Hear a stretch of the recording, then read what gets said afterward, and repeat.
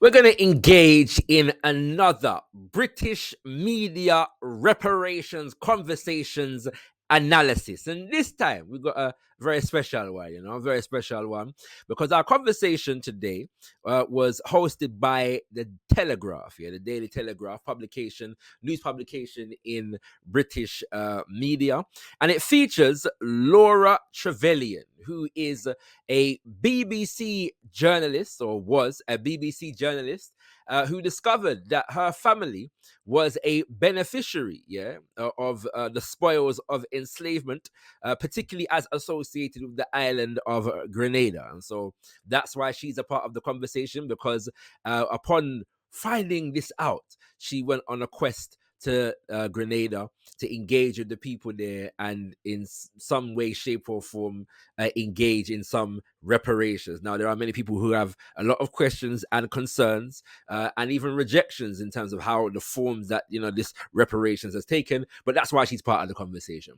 And then we have Lord Tony Sewell. Yes, indeed, Lord Tony Sewell, who is a Conservative peer, a lord in the upper house of Parliament, and he became, a significant feature in the political scene because he was the chair for the Commission on Race and Ethnic Disparities.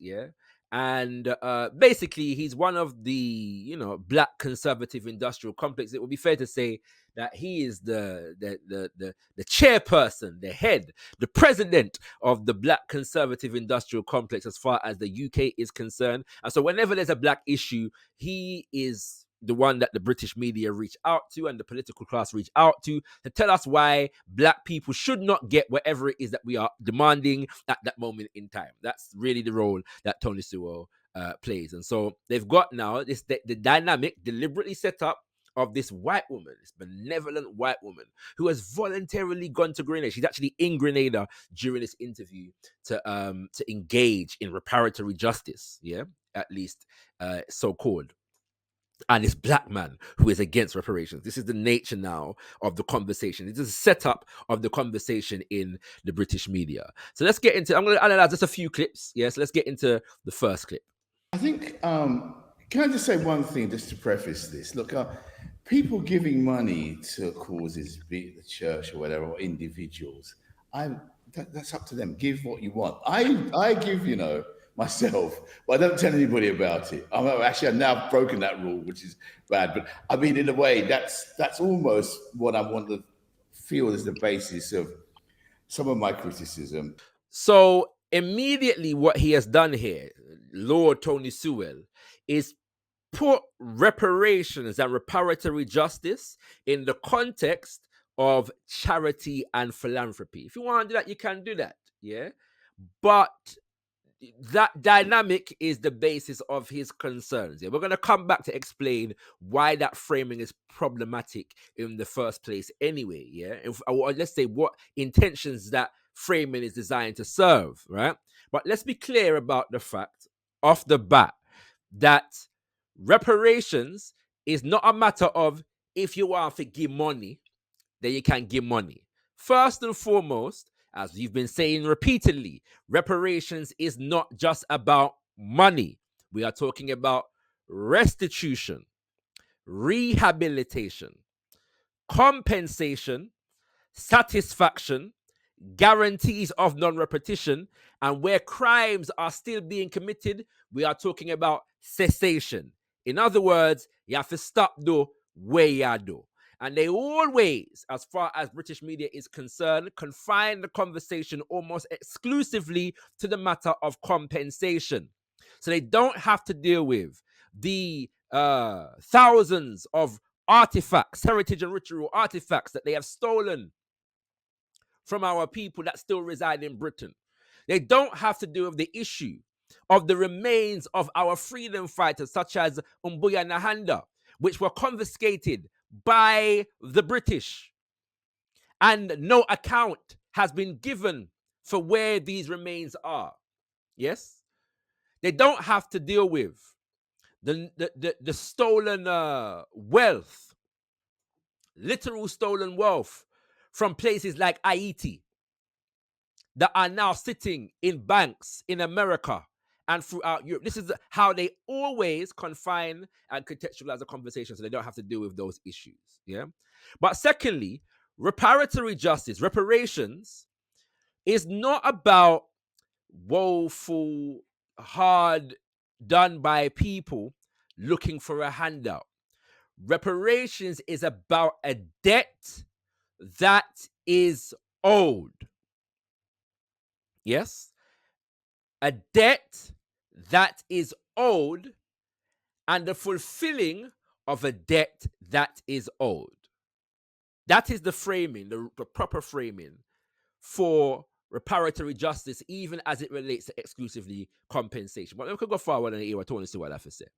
Look, I think that one of the problems we have here is, and it's interesting that the church has got itself almost sort of morally tied up in this, is this issue around guilt and a sense of how do I pay back, almost a moral driven thing.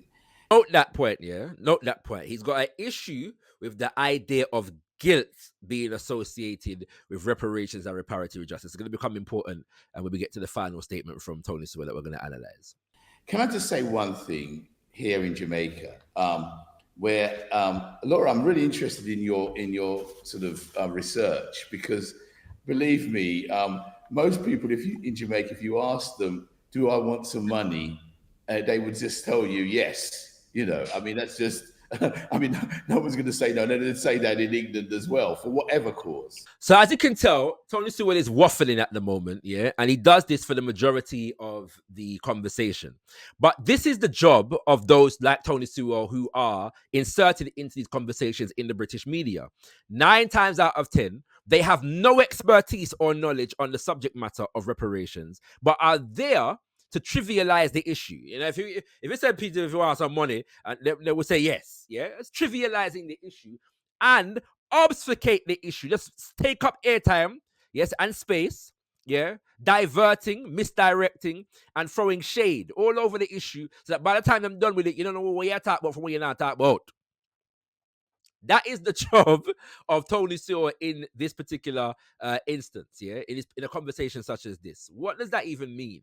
Yeah, if you ask them if they want some money, they would just say yes. That has nothing to do with reparations or reparatory justice. But what it does do is, again, reinforce the focus of reparations on exclusively the issue of money. Yeah, and so this distortion is deliberately perpetuated in the British media. But what happens with the church, I think, is it's trying to sort of in a sort of religious way, redeem itself, and I don't know really whether that will ever happen.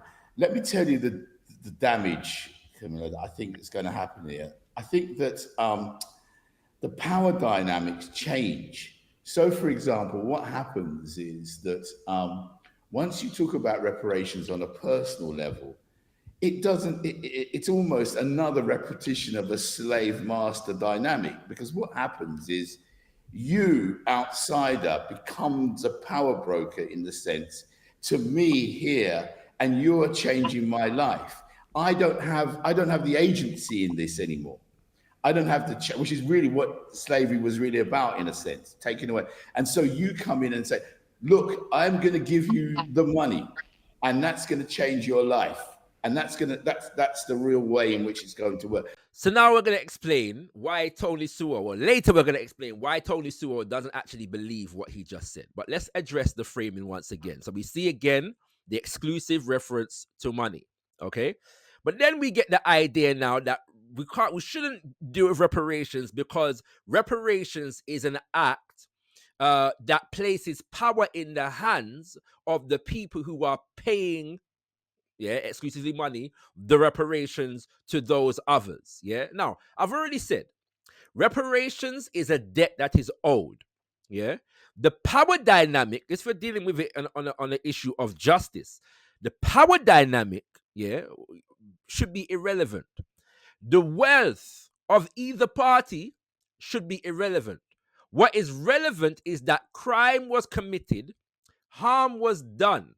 And even if I'm a rich individual, Yeah, as far as the context of whatever this conversation is right about now. Yeah, to the extent that harm was done and crime was committed, reparatory justice is due.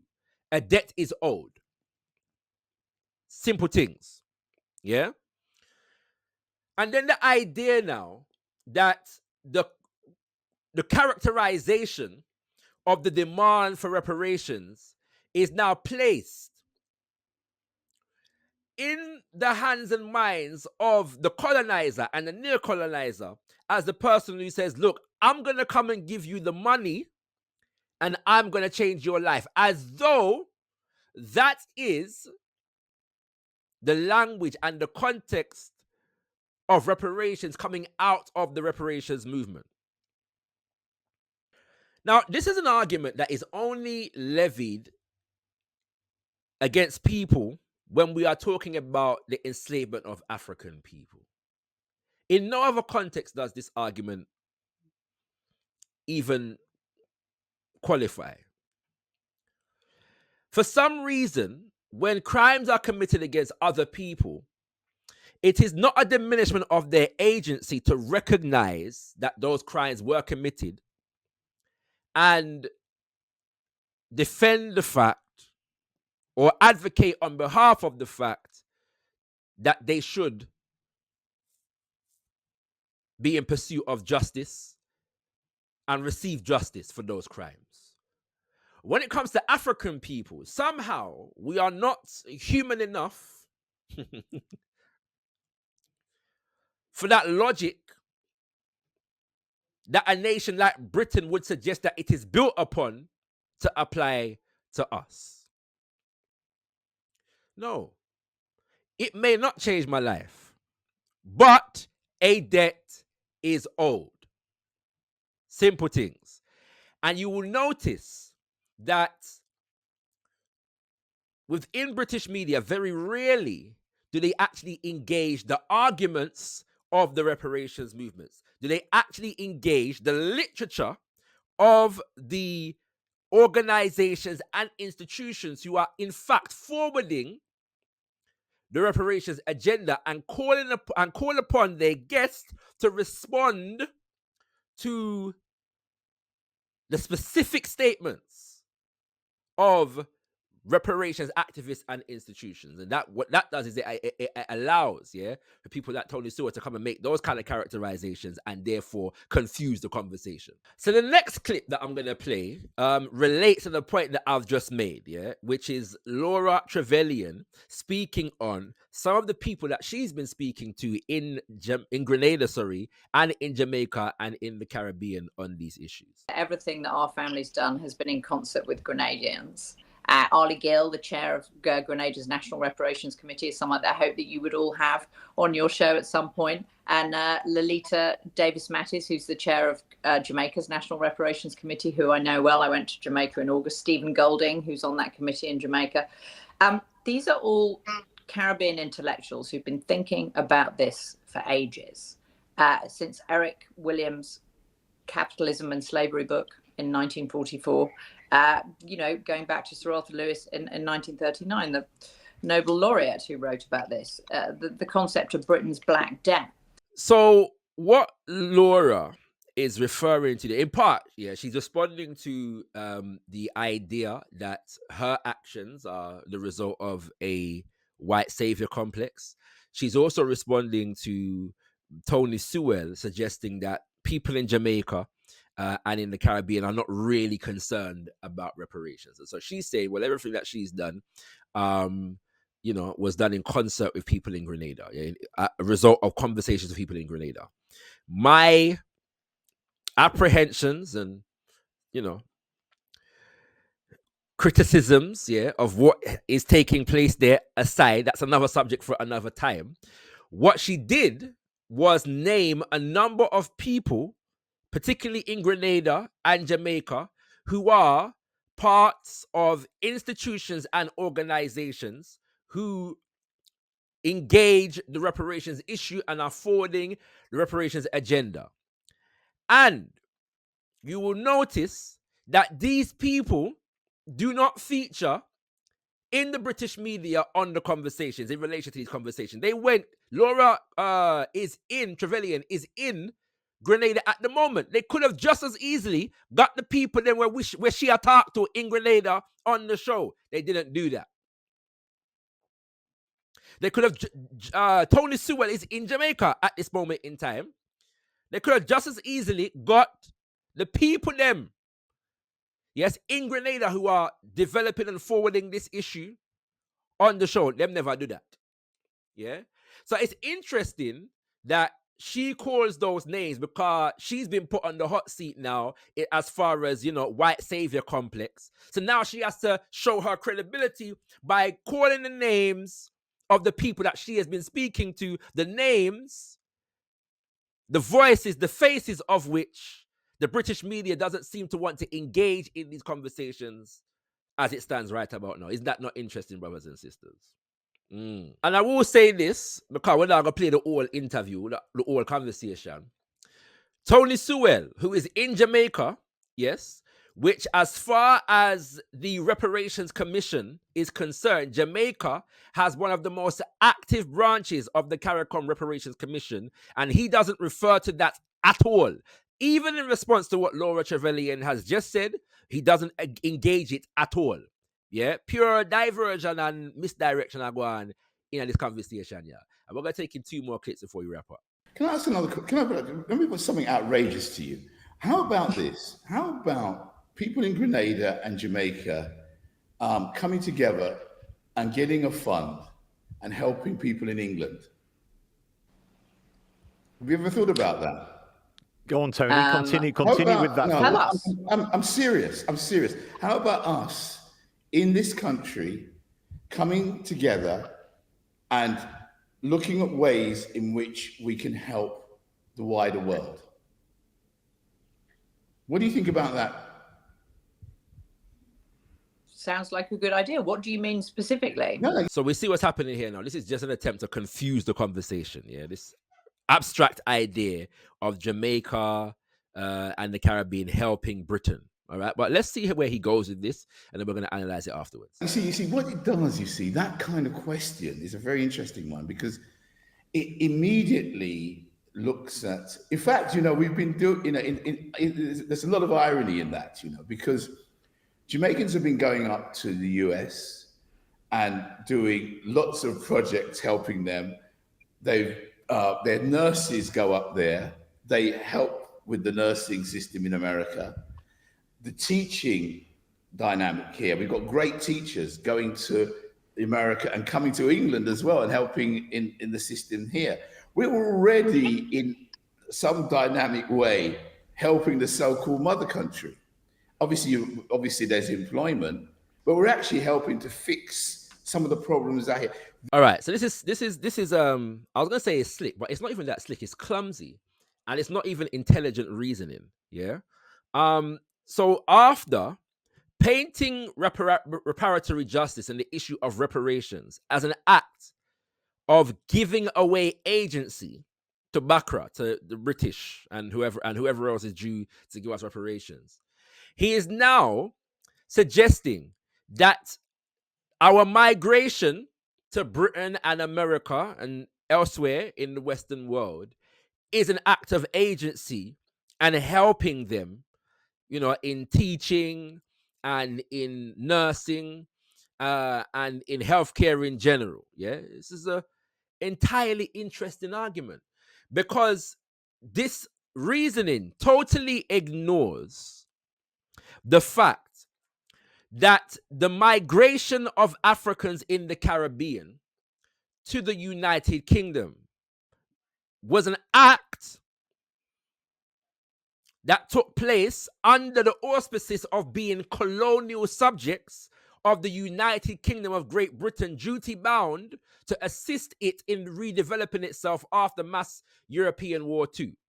And the continued outflow of qualified people in majority black nations around the world to majority white nations around the world, often referred to as the brain drain, is the result of the colonial underdevelopment of our nations and the continued neo-colonial underdevelopment of our nations. Africans don't leave from Jamaica and go to America and go to Britain because they want to help America and Britain.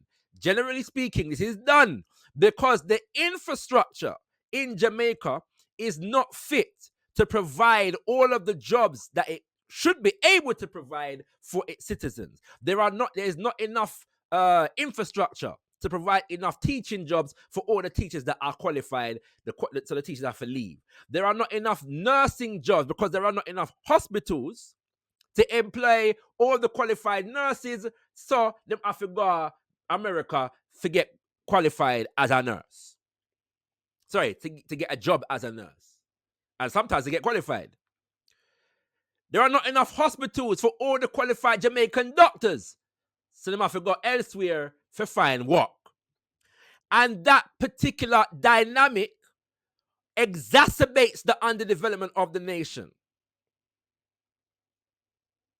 and ensures that it maintains its quote-unquote third world status in global political economic affairs.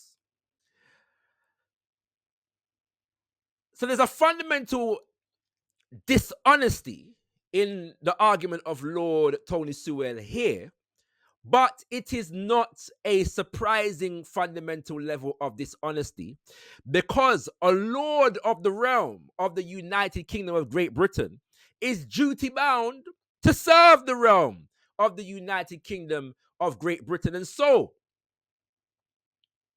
the continued underdevelopment of our nations, in this instance, Jamaica, in ways that benefit the United Kingdom of Great Britain is something that Lord Tony Sewell is bound to celebrate, is duty-bound to celebrate.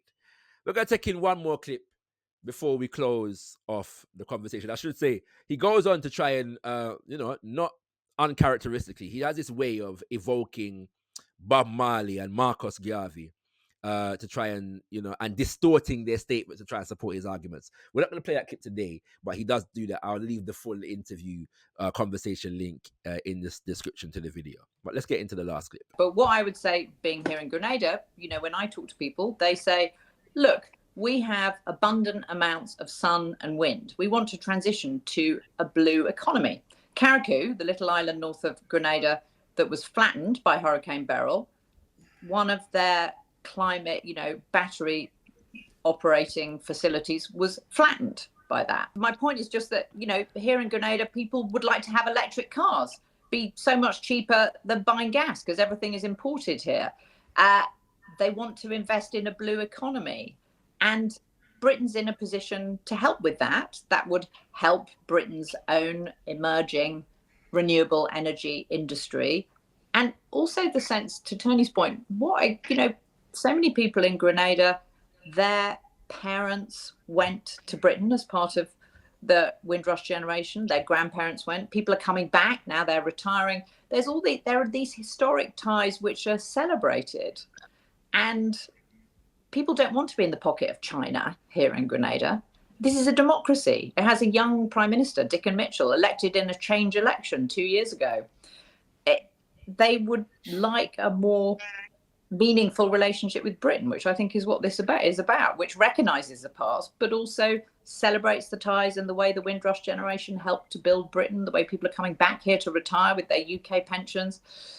It's a complicated present. All right, so this is another dynamic that is taking place, in the British media as it stands. Those liberal whites, who are, somewhat sympathetic to the issue of reparations, and others, have a way of contextualizing reparatory justice in charity, the form of charity and philanthropy on the one hand, as I've already mentioned, but also deepening business relationships and, changing the nature of the historical relationships and the camaraderie between Britain and its former colonies. That really what we desire, is to have a closer relationship with Britain. And as a part of that closer relationship. We will be able to propel our economies, into the digital age and the green and blue economic age, whilst Britain is also able to benefit from doing so, because in us they will have a friend and a market where they can share the benefits of their technological development. Notice the nature of these conversations. And you know that is the case because of the fact that she evoked the specter of China. That now Britain should engage in reparatory justice because China is on the rise. And in order to stave off the influence of China in the region, Britain should get in before the Chinese do. So now, reparatory justice for us becomes relevant to the extent that it maintains Western political economic supremacy in the world to assuage their concerns about a possible Chinese takeover. But now I say, China, we're friend, But China, the extent to which China is or is not our friend, is going to be based upon our interest, not the interests of Britain. It's a strange argument. But listen to how Tony Sewell responds to what Laura Travelyon has just said. And we're going to get now to the crux of the matter in terms of why Tony Sewell himself is opposed to reparations for African people. Look, let me just think. What Laura said just a minute ago, I think is absolutely on point.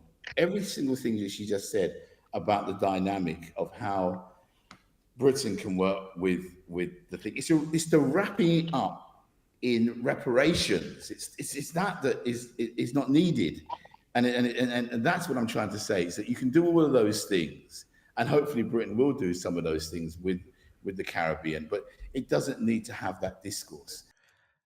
So now we get to the actual crux of the issue. Remember, before Sewell attempted to put forward the argument that he's opposed to reparatory justice as it relates to African people because it takes away our agency and puts agency in the hands of the British in this instance. But now he has just said he's totally for everything that Laura Travelyon just said in terms of the role that Britain can play in helping to develop the Caribbean. That role doesn't take away the agency of Britain, does it? But what he's against is placing all of that relationship in the context of reparations. That's what he's against. So all the activities can go on as far as Lord Sewell is concerned, as long as it is not referred to as reparations. Why? Because Tony Sewell is clear about the fact that when you call it reparations, what you are admitting is that a crime was committed. And in this instance, that crime was committed by the United Kingdom of Great Britain. And in admitting that the crime was committed by the United Kingdom of Great Britain, you are admitting that this nation, the United Kingdom of Great Britain, is and was a criminal enterprise, a criminal colonizer that is responsible for committing crimes that it has not been brought to justice for well over a century.